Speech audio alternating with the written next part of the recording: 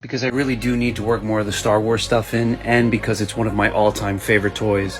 Let's look at the AT-AT or AT-AT from 1981 with Hoth Han Solo for scale. As I've admitted in other videos, I was lucky enough to have parents that bought me almost everything I wanted as a kid. Let's just call it what it is. I was spoiled when it comes to toys. But despite that, nobody ever bought me an AT-AT.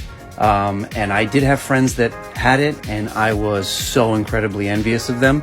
So in a strange way, getting one as an adult is very special, because in a way I felt like I was joining the ranks of those kids that I was envious of when I was younger. And I mean, come on, look at it. It is something to marvel at. If you're an 80s toy collector or a Star Wars fan, you need one of these. I don't know if they're all like this, but mine's got a strangely dynamic pose, because he's really, really sturdy, but he's always leaning off to his left like this. And I'm not complaining about this. I really do love the way it leans. The legs are on very, very loud, ratchety joints. Just like a lot of the Star Wars toys, Kenner did an awesome job of making these vehicles very, very accurate to what we saw in the movies.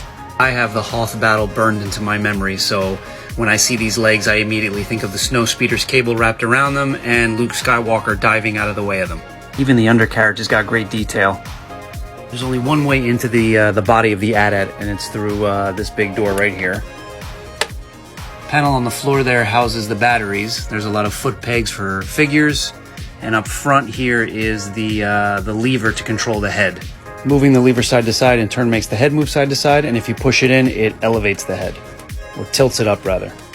I don't have any batteries that fit this, so I can't test this theory, but I think that button on the lever is what controls the lights on these two guns and makes them sort of ratchet back and forth. There's also another set of guns on either side that manually ratchet.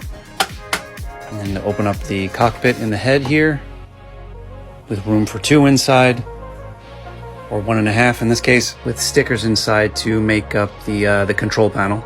Nothing else in the Star Wars line captured my imagination as a kid more than the AT-AT and maybe the Imperial Walker, but mostly the AT-AT. It was like a giant robotic dinosaur with guns to a kid. What's better than that? At some point, I am going to find a way to display it with the Snowspeeder and the cable wrapped around its legs.